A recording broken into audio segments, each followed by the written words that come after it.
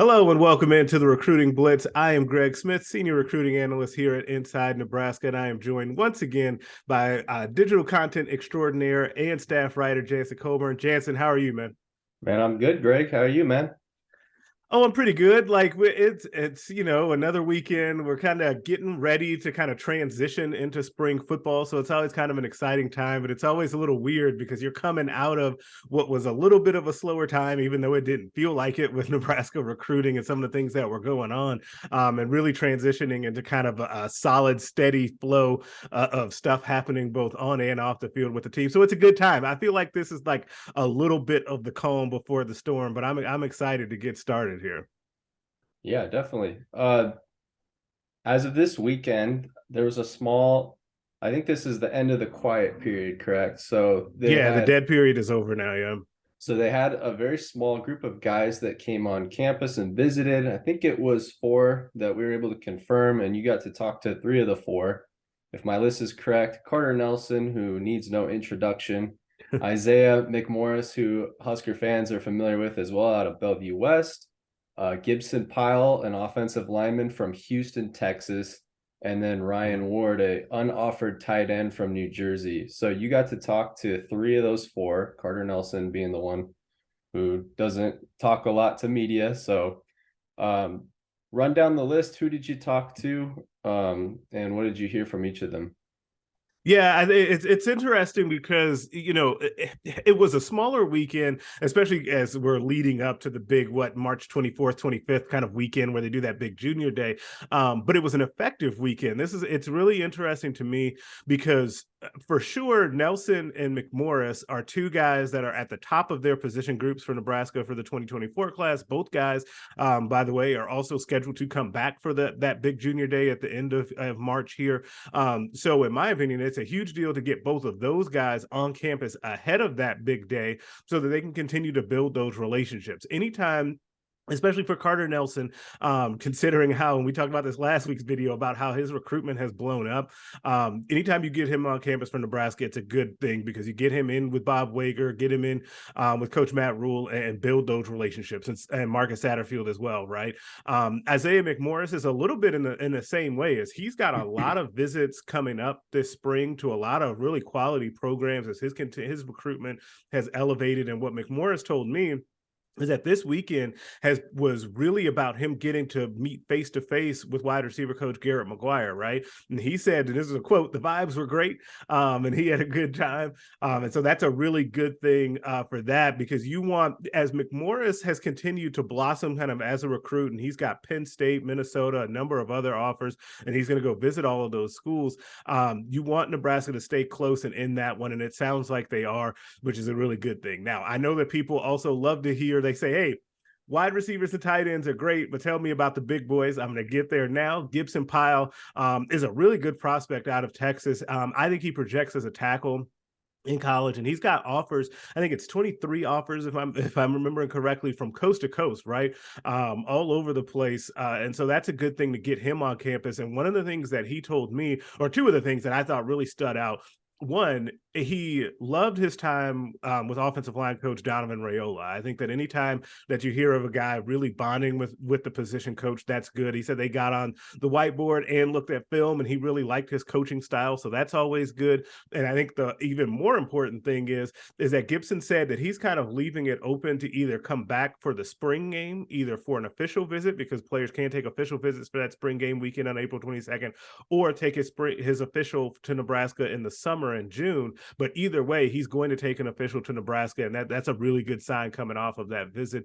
And last but not least, you mentioned Ryan Ward, who's an unoffered tight end from New Jersey. And I think it's interesting to me because you want to always have guys kind of in the queue, right? You always want to have guys that you can turn to just in case things don't work out. But also if you end up liking that player, and Ryan doesn't have an offer, and he told me that Matt Rule and those guys told him that the reason he doesn't have an offer is because they want to see just a little bit more on the football field from him going forward, and he'll have an opportunity to earn that offer. He's a little bit more under the radar at this time. So, there's time for him to earn that offer. So if he would eventually play his way into an offer, do you think Nebraska would take both him and Carter Nelson, or do you think they're looking to just take one tight end? Where do you think they're going with that? I do. I think that Nebraska ends up having two tight ends in this class. And obviously, Carter Nelson is the number one target there. But Ian Flint out of Texas, who's also been on campus a couple of times, he has a family tie with his sister Amelia being on the track team, just starting this year. I think that Ian is. I have a future cast in for him to pick Nebraska. He's also going to be in town for that March 25th big junior day.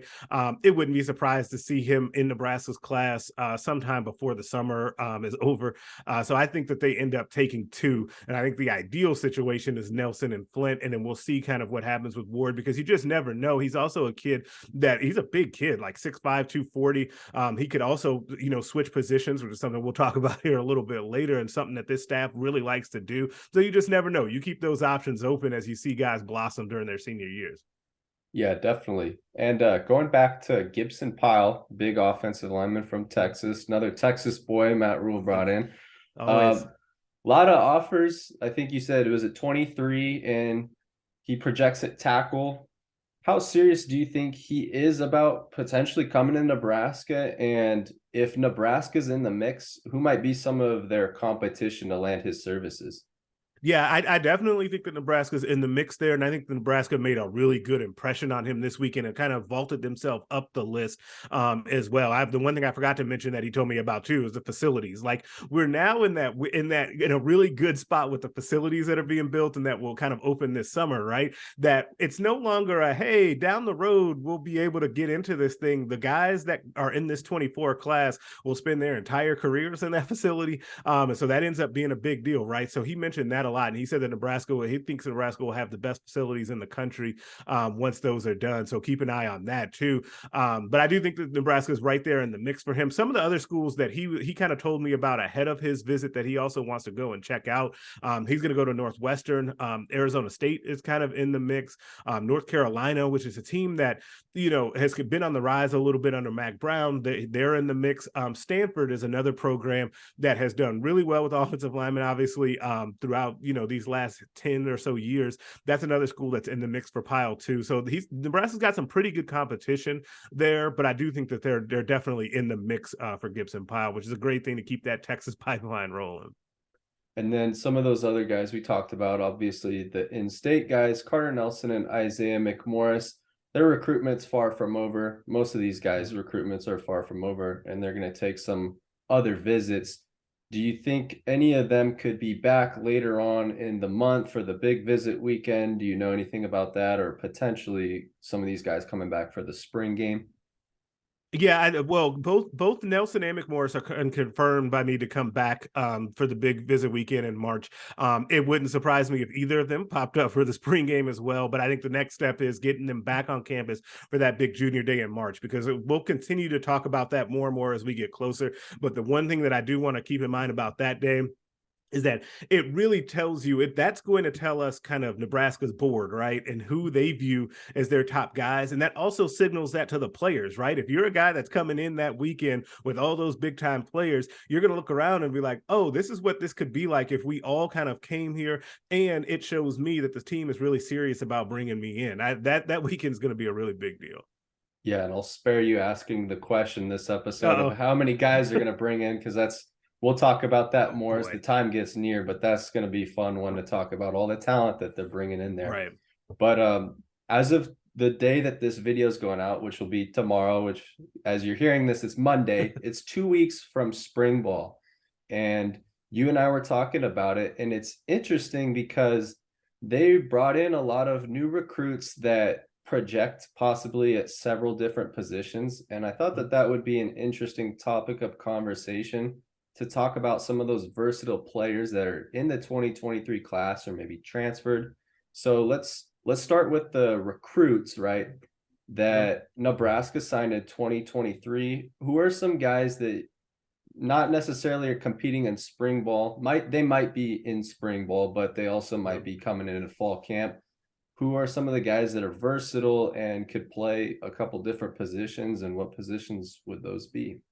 Yeah, it's funny. The first guy, when you think about this, to me, that kind of comes to mind as Eric Fields, a guy that we've talked about, and the coaching staff has as well. He'll be here this summer, but he can either play linebacker, like kind of that one of those two middle linebackers, or end up playing kind of that rover, that middle guy in the back five. We don't know the actual name of it yet, but it has been the rover in the past, right? Is I think that he could play either of those spots, and he actually has a chance to really see the field early. Another guy that I'm really interested in, kind of along the lines of scrimmage, and we've already heard about a couple of different positions, and he's not here yet, is Jason Machachok, the big offensive / defensive lineman. Like, where does he end up playing? And I think that that's kind of a unique thing in this recruiting class, is that there are a couple of guys that could play either offensive or defensive line in this class. And I think that that's kind of good, as Nebraska really, and Matt Rule has talked about this a couple of times in the press conferences we've had since signing day, is that as they're kind of getting ready to build this program up, and they just need as much flexibility as possible. I think it was on purpose that they sought out so many guys that could do different things, because you just never know how it's going to break, right? And you don't know what they have on the team and all of that, and how those puzzle pieces are going to fit together. So a guy like, even a guy like Prince Will Umanyalan, right, who is he was labeled as a defensive end coming out of high school. He could play some outside linebacker. He's got kind of the bend to get really technical, or kind of the physical attributes to be able to play in space, but you just don't know. Maverick Noonan is the same way, right? Kid right here from here out of Elkhorn South. Does he play defensive end? Does he go out to the edge? Do they continue to bulk him up? The same with Cameron Linhart. Like, and we're talking a lot about guys on the line of scrimmage, and I think that that's a great thing as we kind of move forward, as guys that have a lot of position flexibility. Quentin Ives is another guy, kind of a skill position guy. Is with him being 6'3", 6'4", does he stay at running back? Can he play like a slot receiver? Does he play a combination of both? Like, how does that work out? I think a lot of those guys have bright futures, but first they've got to kind of figure out where they're going to actually play. Yeah, a lot of those guys could play various positions on the same side of the ball, but are there any guys, maybe skill guys, that could play both ways that you could see switching either offense or defense?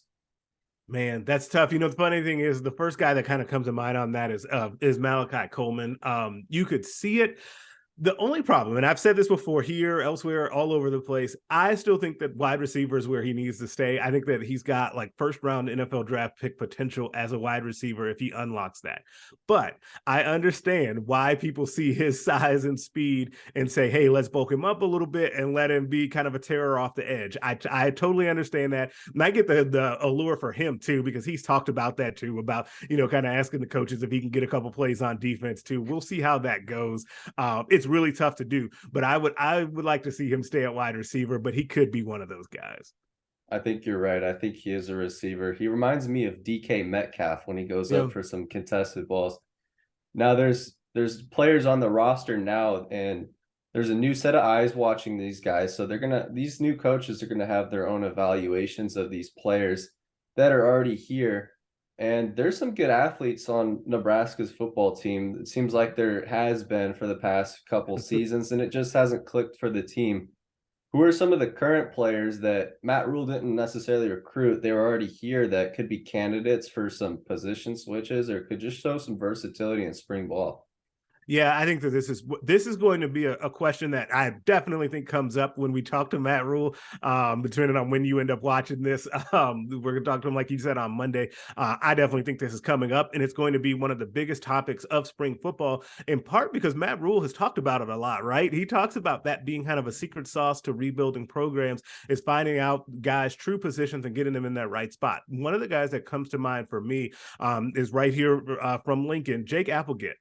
He came in to Nebraska as an edge. Boy, I saw him catch a lot of touchdown passes during his high school career. Could he end up moving over to tight end, right? I think as Nebraska continues to try to build up the depth there, and there's a lot of question marks, even at those top end guys, Eric Gilbert and Thomas Fedoni, you still don't quite know, right? A.J. Rollins, James Carney, there's other guys in the mix. I could see Applegate being in the mix there. Another guy And it made me think of this when you said guys that were really good athletes that we just haven't seen it from yet. Like Randolph Kapai, right, was a four-star recruit coming into Nebraska. Like he's played linebacker or been in that linebacker room here. Like, could he be a guy that moves to kind of that rover role that Nebraska has had, or could he play that safety? Because there were some questions coming out of high school whether or not he'd stay big enough to play linebacker or if he would move to safety. So I'm kind of curious about him. And then kind of sticking in that same area, Deshaun Singleton, a guy that our guy Steve Mark loves. Deshaun Singleton, he loved him last year. He still likes that guy. We didn't see him a ton. Could he move down a little bit? Could he go from safety to play edge to maybe play a little bit on that hybrid outside linebacker role and maybe get after the quarterback a little bit? Like, I'm really curious on that. Like, I do think that there are candidates on this team to move around. And like I said, that's going to be a really interesting thing to come all the way through this spring football session to see who moves positions. Yeah, only 2 weeks away. It's going to be fun to watch and see how all that plays out. And then obviously we'll have a better idea as spring goes on. We'll have more to talk about. But that's all I got for you today, Greg. Yeah, another good one, man. And I think that I'm excited about spring football. I think that obviously there's going to be a lot of interest going through with Matt Rule's first spring football. There's a lot going on with recruiting. It feels like everything that happens is kind of a first still, right? Like, you have this big junior day coming up here at the end of the month. You got spring football starting, so there's a lot going on. So make sure you guys keep it locked to this YouTube channel, like this video, subscribe to the channel so that you get these videos directly in your feed, and keep it locked over at Inside Nebraska at nebraska.rivals.com. We will catch you guys later.